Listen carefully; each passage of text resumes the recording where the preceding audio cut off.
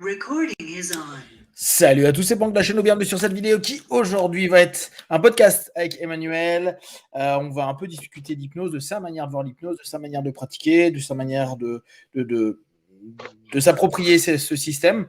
L'idée étant toujours dans les podcasts que vous puissiez prendre des points de référence avec des personnes qui ont du métier, qui ont une vision qui leur est propre, pour que vous captiez bien que chacun a sa façon de faire, qu'il n'y a pas une bonne manière de faire, il y a la façon de faire de tout à chacun avec son énergie, avec sa philosophie, avec son historique, etc.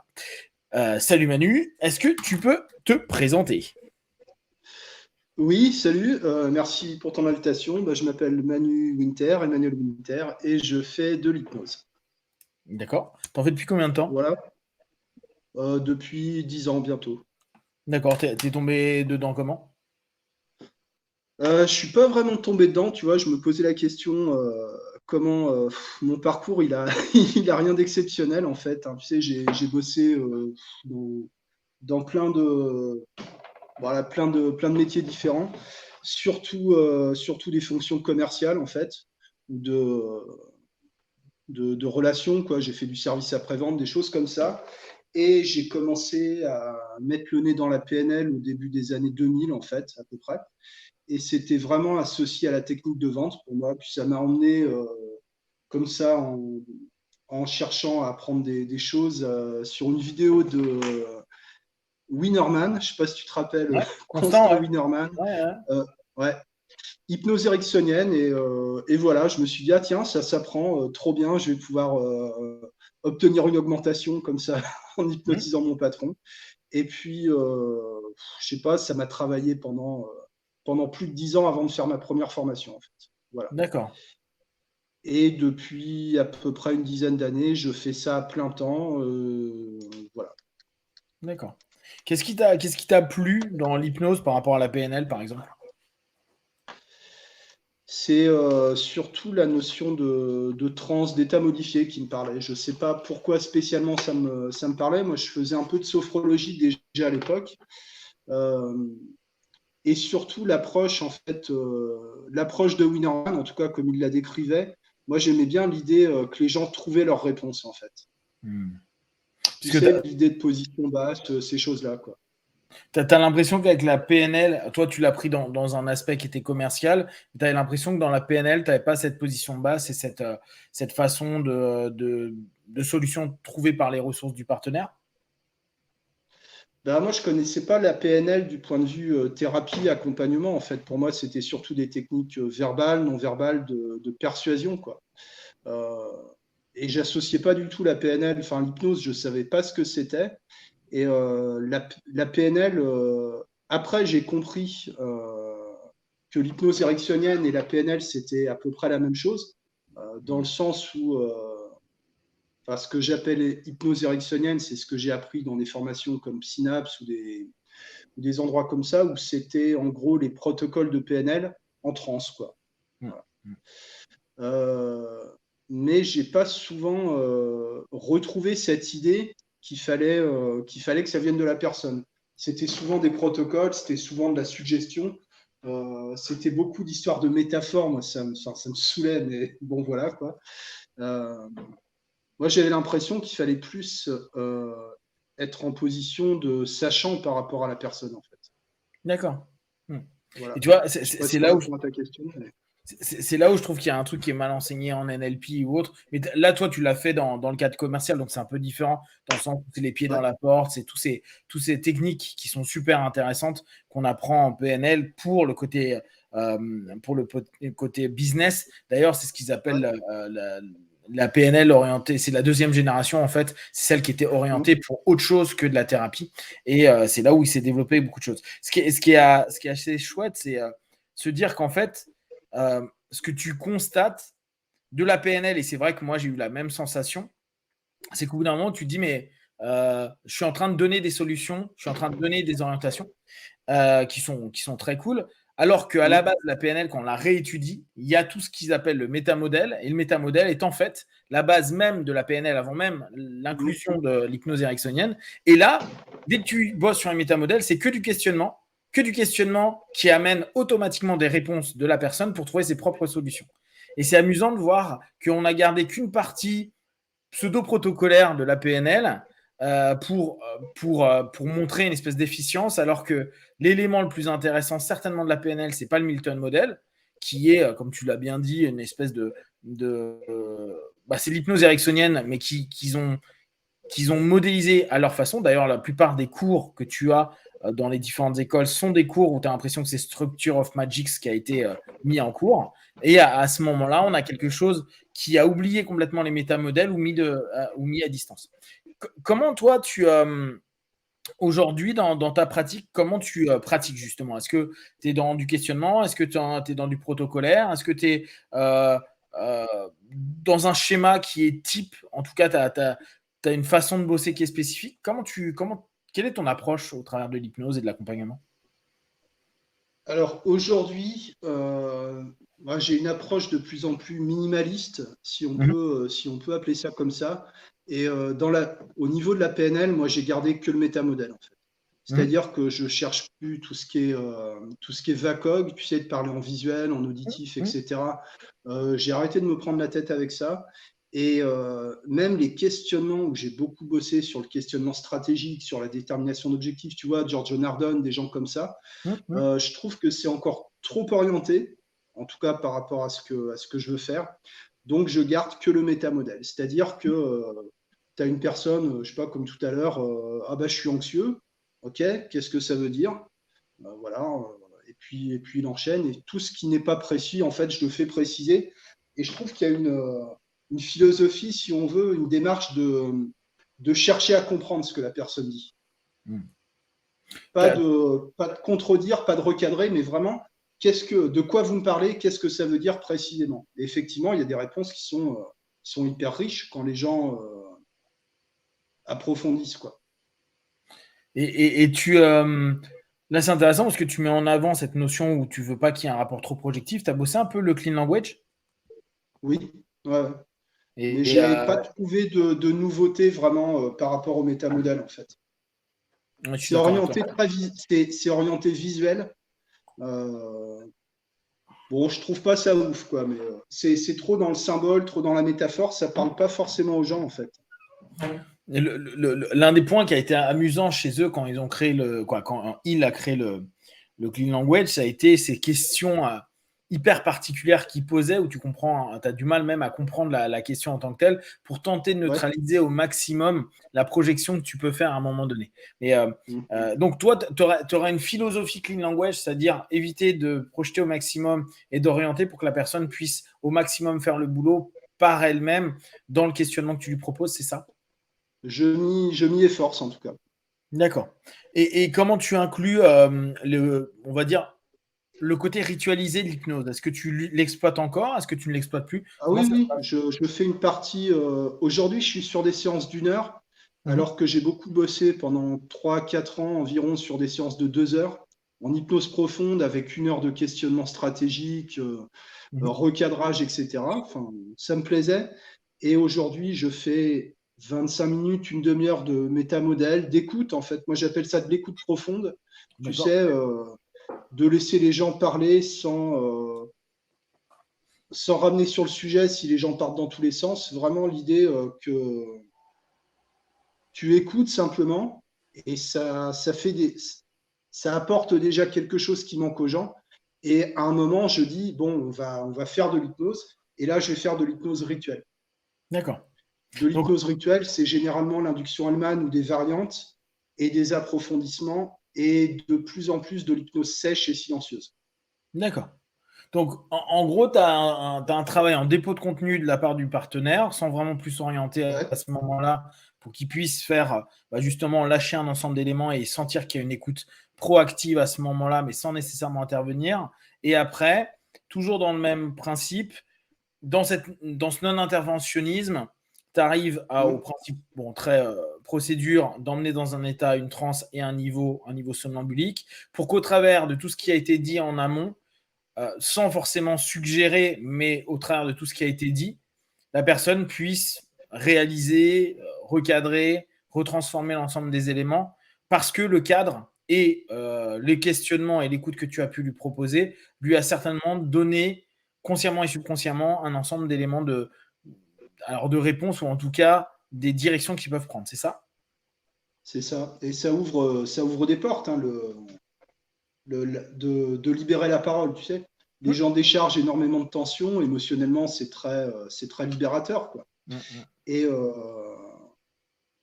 et je reste attaché à cette idée de l'hypnotiseur ne sait pas. Et moi, des fois, je leur dis, bah, moi, j'ai pas de conseils, voilà, j'en sais rien, je sais pas quoi vous dire. Des fois, ça les dérange, hein, ça peut les perturber, quoi. Mais ça passe. Et puis l'hypnose sèche, ça commence à venir. J'ai encore du mal à être à l'aise avec le silence, quand même. Donc j'ai tendance à Mmh. faire du remplissage encore aujourd'hui. Mmh. Euh, Moi, j'aime bien le nom spécifique de, pas la machine à phrase, mais tu sais, d'être très, très large dans les suggestions, quoi. D'accord. Il va se passer des choses, bon, etc., etc. Ouais. Mais je peux encore utiliser des protocoles que j'aime bien dans certains cas. La double dissociation de la PNL, que je trouve extrêmement intéressante, qui est discutable, hein, mais ouais, ça amène des choses, hein. Et la ligne du temps aussi, beaucoup, qui D'accord. permet de structurer tous les éléments, parce que des fois, les gens, ils te disent, il y a eu ça, puis après, il y a eu ça. Si je reprends la dernière séance que j'ai faite, bon, bah, je suis anxieux, je vais avec des copains à Annecy, mais ça me stresse, j'ai peur de vomir, etc. Ah, puis tiens, ma mère, elle est bipolaire, et puis j'ai été maltraité à l'école, puis tiens, j'ai retrouvé mon père pendu quand j'avais 22 ans. Enfin, tu vois, il y a un espèce de truc, Mmh. de mettre ça sur une ligne, je trouve ça pas mal pour la personne. Bon, voilà. Mais D'accord. globalement, je me dirige vers l'hypnose sèche. D'accord. Hypnose profonde, quoi. Quand tu vois, alors tiens, est-ce que toi tu peux définir pour toi ce qu'est l'hypnose profonde? Pour moi, ce qu'est l'hypnose profonde, c'est l'état d'anesthésie généralisée, quoi. Voilà. OK. En gros, quelqu'un en hypnose profonde, tu peux lui arracher une dent, voilà, lui faire un tatouage, Anesthésie des ou choses comme ça. analgésie? Anesthésie. D'accord. Donc tu emmènes le partenaire au niveau, somnambulique et après tu fais quoi? Hmm. Des approfondissements, du fractionnement. Des fois, je leur fais des bouts de protocole, tu sais, comme bah, tu sais, des safe places, des trucs comme ça. Je les surcharge de suggestions et au bout d'un moment, je me tais et là, ils plongent, tu sais, ils y arrivent plus, quoi. Puisqu'on a fait au niveau des ultras que j'ai découvert avec toi, c'est-à-dire des paliers, en fait. Beaucoup de décomptes, ça marche très bien. 10, la voix aussi, 10 de plus en plus profondément, la voix plus grave, plus lente. Et puis souvent, je m'assois par terre, tu sais, pour être en dessous, pour emmener en bas. Et puis, quand je veux faire plus des élévations, je vais me lever. Des fois, je vais carrément monter sur la chaise pour appeler vers le haut. Du toucher aussi, ça dépend des gens, mais le toucher, tu sais, les pressions sur les épaules, des descentes, partir de l'épaule, coude, poignet, avec des ancrages, des choses comme ça marche très bien aussi. En fait, vraiment pour aller vite là-dessus, ça va commencer avec beaucoup de visualisation, beaucoup de verbal, la voix plus rapide, beaucoup de surcharge, et je vais aller vers plus de silence, plus d'auditif, plus de kinesthésique, plus de toucher. D'accord. Dans l'idéal, pour arriver à de l'hypnose complètement silencieuse, mais j'ai du mal à me défaire de mes habitudes de parler, parler, parler, parler. Je suis très bavard, donc voilà. Quel avantage tu as, toi, tiré dans ton expérience de travailler avec cette transe passive ou en tout cas non proactive par toi? C'est-à-dire, tu le mets dans son état et tu laisses vivre l'état, la transe telle qu'elle a à se vivre dans le, on va dire, dans le contexte et donc dans le cadre, dans la suggestion indirecte qui est proposée par le cadre que tu offres. Qu'est-ce que tu as constaté comme élément intéressant ou en tout cas, qu'est-ce qui t'a fait opter pour cette dimension-là? J'ai remarqué qu'il y avait déjà un élément convaincant pour la personne, tu sais, bah, notamment avec tout le système d'induction Hellman qui est bourré de convincers, donc des éléments de conviction, pour que la personne puisse vraiment identifier ça comme de l'hypnose. Contrairement, tu vois, au clean language, à tout ce qui est conversationnel, où les gens savent pas vraiment de quoi il s'agit, tu sais. bon, enfin, c'est pas. Je pense que je prêche un converti en te disant ça. Tout ce qui est mouvement automatique, tout ce qui est catalepsie et puis l'anesthésie aussi. Ça déjà, ça valide le fait qu'on fait de l'hypnose. C'est hyper important. Ça donne énormément de confort. Moi, je travaille pour des gens qui ont des crises d'angoisse, qui sont extrêmement anxieux. Donc, je pense que ça ouvre des portes. Tu vois, quand quelqu'un te dit qu'il a la boule au ventre en permanence et que pendant la séance, ça a lâché, ça lui montre que c'est possible. Il y en a un qui m'a dit il n'y a pas longtemps, bah, ça me fait le même effet que quand je prends mon cachet, mais sans le cachet. C'est-à-dire, tu sais, le fait de lâcher le ventre, quoi. Après, au niveau inconscient, neurologique, je ne saurais pas dire ce qui se passe. Enfin, je ne sais pas si quelqu'un peut le dire d'ailleurs, mais j'ai remarqué qu'il y avait souvent des souvenirs qui apparaissaient. Parfois, c'est des couleurs, des hallucinations, des, des choses proches du rêve, tu vois. La distorsion temporelle aussi, qui peut être très présente. Les gens qui disent j'ai l'impression d'avoir dormi 8 heures alors qu'ils ont été en transe pendant une demi-heure, 20 minutes, tu vois. Ce genre d'effets qui sont très intéressants. Et parfois, des changements inattendus, même pas demandés, tu vois, quelqu'un qui s'est retrouvé dégoûté de la cigarette du jour au lendemain, une consommation d'alcool qui a diminué sans faire de suggestion, ce genre de choses. D'accord. La notion de la transe, pour toi, tu la laisses vivre en tant que telle. Et là, je reprécise parce que je pense que c'est important pour les gens. C'est pas parce que vous faites une transe à quelqu'un à différents endroits qu'elle donnera ce qui est en train de vous expliquer Manu. Pourquoi? Parce qu'il y a un effet contextuel qui est l'effet du cabinet et en tout cas de la dynamique que la personne a mise en place pour une recherche de mieux-être, bien-être, de guérison, qu'importe le nom qui va être porté. Et ça joue énormément. C'est-à-dire que qu'est-ce qui fait la différence entre on va dire, un psychanalyste à qui vous allez dire tous vos problèmes dans une session de psychanalyse et exactement la même chose avec un pote dans un bar, c'est l'effet contextuel, c'est-à-dire la suggestion indirecte qui va créer un ensemble d'états psycho-émotionnels qui ouvre un ensemble de ressources et de potentiel à un moment donné. Et là, ce qui est intéressant dans ce que tu mets en valeur, c'est que pour toi, tu diminues de plus en plus, en tout cas, c'est ce que je comprends pour l'instant, ta pratique psychothérapeutique dans la notion vraiment échange psychique, même si, comme tu me dis, tu mets en avant le questionnement. Mais là, dans ce que moi j'entends, j'ai la sensation que tu te dis, en fait, la réponse ou la question, je ne l'ai pas vraiment, même si je vais lui en proposer, parce qu'au bout du compte, par rapport à son intention de départ, sa volonté et l'état de transe en tant que tel, c'est-à-dire cette capacité à rentrer dans cette... Alors moi, ce que je définis, la communication entre le conscient et le subconscient, mais avec cette suggestion sous-jacente de la motivation première de la venue, l'état en tant que tel de transe, si elle est stable, maintenue et forte, va donner à la personne un ensemble d'éléments de réponse, parfois conscientisés, parfois non conscientisés, qui lui permettra d'avoir potentiellement des modifications, parfois de la problématique ou parfois de choses qui n'ont rien à voir, mais qui, au bout du compte, c'est comme un rééquilibrage. Tu vois ça comme une espèce de... Alors, j'exagère complètement le mot et j'y fais attention. Donc, c'est pas pour dire qu'il y a de la magie nécessairement dedans, en tout cas, moi, dans ma sémantique, mais tu as l'impression qu'il y a une espèce de reset, de réinitialisation, pas de reset, de réinitialisation, genre comme si un état, donc la transe, offrait la possibilité de rééquilibrer, alors sans forcément réinitialiser, mais tu vois, de retrouver une homéostasie psycho-émotionnelle. T'as quoi comme sensation quand tu bosses avec ce modèle-là? Je le vois comme ça. D'ailleurs, les réactions, ce qu'on peut observer en tant qu'opérateur, ce qu'on a accès qu'au corps, en fait, à la surface.